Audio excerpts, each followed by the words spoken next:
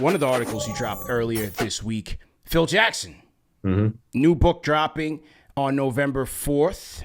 Mastermind, as it's called, and you dropped a couple of excerpts in your New York Post article in which Jackson throws Melo under the bus. Melo's been having a rough week, but Jackson throws Melo under the bus and blames him for his early departure from the Knicks with 2 years left on the deal. You were there during those times. Yep. What'd you think, man? Yeah, I mean, listen, it's not surprising. This is something that, he obviously went into a little bit more detail in the book. And Yeah. I want to make people understand this isn't a Knicks book that's coming out. This is like recounting his time with the Knicks. This is 75 chapters of going through the greatest 75 players in the NBA history and Phil Jackson discussing each one of them. And when he gets to Carmelo, he decides to kind of dump on him, right? So that's what happened.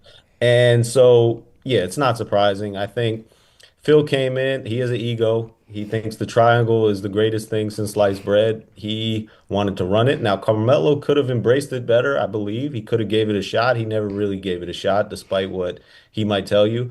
But listen, these were two guys that, what's the saying, fit a square peg in a round hole Right. kind of vibe. They just never fit. And so, I'm sure Carmelo will blame Phil, and Phil definitely is blaming Carmelo.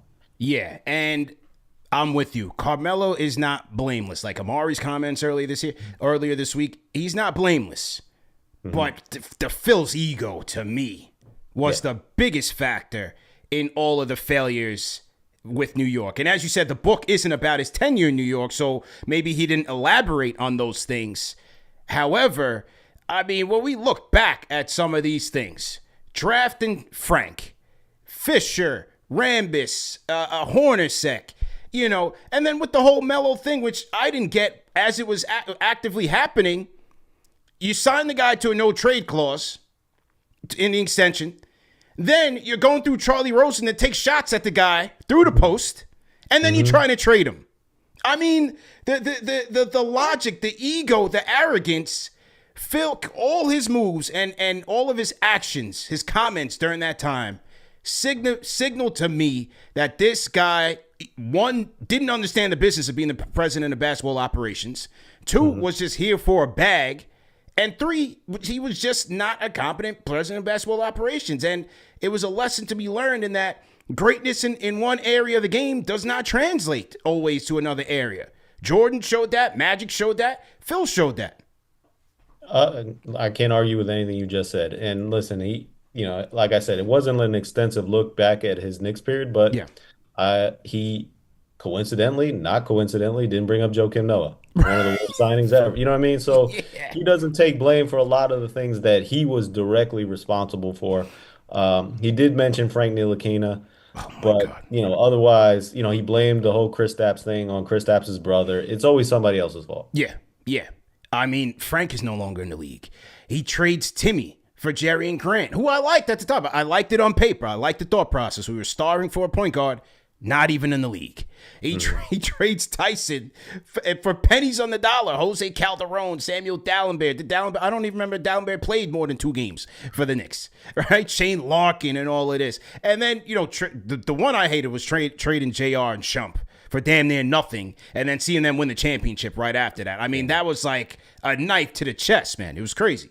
Well, I mean, it all goes back. The one move to me, it goes back to, and listen, Scott Perry did the same thing with his draft when he drafted Kevin Knox. But when you bring in Donovan Mitchell to work out the day before the draft, you see him work out, and then you still draft Frank Ntilikina.